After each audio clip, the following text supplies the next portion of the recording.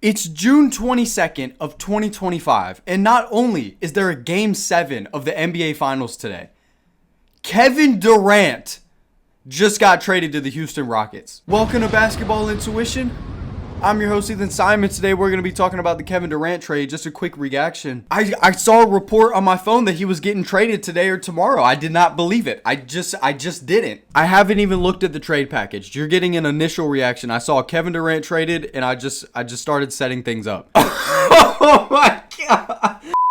The Suns are trading Kevin Durant to the Houston Rockets for Jalen Green, Dillon Brooks, the number 10 overall pick in the 2025 draft, and 5 second-round picks. So my first initial thought for both parties is going to be, I'm just glad it's not Miami, if I'm being completely honest. If Kevin Durant were to get traded to the Miami Heat, I don't see them going that far. And plus, the package that Miami could give the Suns wouldn't even be that good. You would get I don't even know what the package would look like. You get Khalil Ware and then maybe some picks and then some other guys. They probably didn't want to give up Tyler Hero. They weren't going to give up Bam Adebayo. So the package you would have got back wouldn't be that good. So what? Kevin Durant was a Sun for 2 seasons, and they gave up, initially to get Kevin Durant, they gave up Mikal Bridges, Cam Johnson, Jay Crowder, and some first-round picks. And then in return, you get Jalen Green, 5 seconds, and Dillon Brooks. Now, for the Houston Rockets, I'm not going to sit up here and say that they're going to be the favorite. They're going to win a championship or anything like that.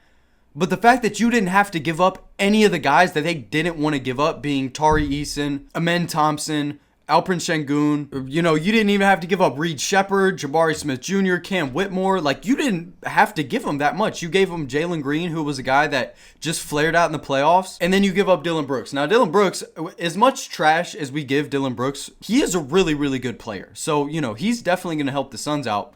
But then I think about the Suns. There's no way that they keep Bradley Beal, Devin Booker, and Jalen Green, right? That's worse than what they just had going on. Having KD, Brad Beal, and D-Book with a trash roster around them, that was one thing. That was that was one thing. But Devin Booker, Bradley Beal, and Jalen Green, that's crazy.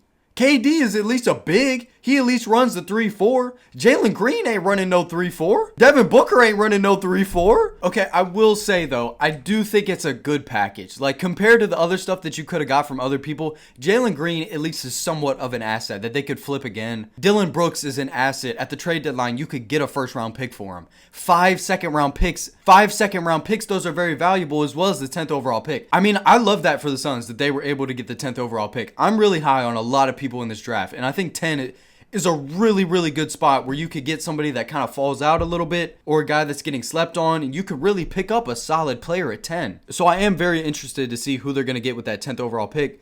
But this being the last day of the NBA season, I was not expecting this. I thought this would come, at least tomorrow after the season was over. So if we think about long term, Phoenix definitely wins this trade for the long term. You get the picks, you get Jalen Green, a young guy you can flip later. Dillon Brooks, you can flip him later if you want, or you can keep him around if you're actually good. You get the 5 second-round picks, you get the 10th overall pick. I think that's really, really good for the Suns. So the Suns definitely win long term. Short term, this Rockets team, again, I'm not going to sit up here and say they're no favorite. We haven't even gotten into the offseason. The season isn't even over yet. But the roster, if you look at that roster, dang, man. So with Fred VanVleet being iffy right now. Oh, and Steven Adams. They just signed him to an extension. So you got Steven Adams, Reed Shepard, Jabari Smith, Amen Thompson, Jacques Landale, I guess, Alperen Şengün, Tari Eason, Cam Whitmore, and Kevin Durant.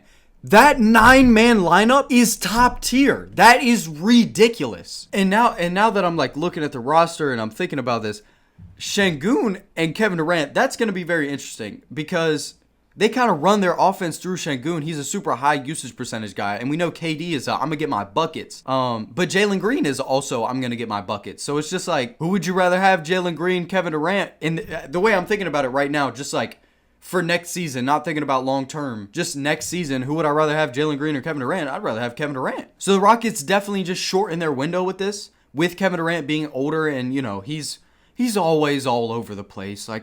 He might be gone in 2 seasons. He's going to be back on the Warriors probably or something. I'm just all over the place. Let's grade the trade. Let's think about this realistically. Let's grade this trade. Thinking about what Phoenix initially gave up to get Kevin Durant. So if we really think about it, the Suns traded Mikal Bridges, Jay Crowder, Cam Johnson, and a bunch of first-round picks for Jalen Green, Dillon Brooks, 5 seconds, and a first-round pick this season. Matt Ishbia is a wild man. You know what? New owner syndrome. You're like, I know this is a thing. He's on a different level right now. This guy's on a generational run. He wanted Bradley Beal and Kevin Durant. He got them both.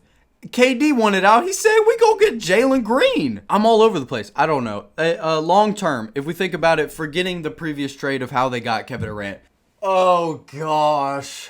Oh, gosh. Their roster is a mess. The Suns roster is just a mess right now. I can't even grade it, dude. Like, I don't even think I can grade this. So Phoenix gets younger, probably a little bit cheaper, and they get a deeper team now. The fact that they are able to get the 10th overall pick, they get Dillon Brooks and Jalen Green, and a bunch of second-round picks. So you got deeper, you got younger, you got a little bit cheaper. And Houston, you didn't have to get rid of Amen, Jabari, Shepard, Tari Eason. You didn't have to give up anything that you didn't want to give up, anything that you weren't willing to give up in a Kevin Durant trade. I can't even grade it, just flat out. The Rockets win if KD is able to be healthy. If they can get that team healthy in the playoffs, they're going to be a force to reckon with. Long term, I definitely would give it to Phoenix because of the second round picks. You get the young upside in Jalen Green, the 10th overall pick. But again, the roster looks like a mess right now. So next season, I don't know what in the world they're going to do. Obviously, we have a whole offseason of things to go through before we even get to next season. It already feels like we're talking about the 2025-26 season. The season isn't even over yet. Game 7's tonight. I'm all over the place. I'm sorry. I don't even know what to say. I don't even know what to say right now. Let me just throw something out there. Let's grade the trade. Phoenix, I'll give them a B+. Houston, obviously situationally, if Kevin Durant stays healthy, low-key gets an A. I ain't gonna lie. People was already talking crazy about Jalen Green. He just kind of got low-key exposed in the playoffs. I'm not putting it all on him of why he was so bad in the playoffs. The situation around him was not great, and he did not have a lot of room to operate. But still, Kevin Durant wouldn't have done that. Kevin Durant wouldn't be putting up 9 points in a playoff game. Kevin Durant wouldn't have only one game where he exploded in a playoff game for over 20 points. He's having 20 every game. This is crazy. This is crazy. I don't even know what else to say. I just got to wrap it up, I guess. I don't even know what to say. I just made an Isaiah Collier video yesterday. If you want to watch some of my regular stuff, you should go watch that video. It's a really good video. And you should also go vote on the poll that I have in my community notes to see if we should bring back a 2K series or not. I don't even know what else to say. Thank you for watching to the end. This was just a reaction. You're going to be able to watch somebody else's video. They're going to give you more ins and outs and stuff. But I just got the notification and I wanted to sit down and talk about it and kind of process a little bit. So yeah, I appreciate you again staying to the end of the video. I'm going to see you on the next one, man. Peace out.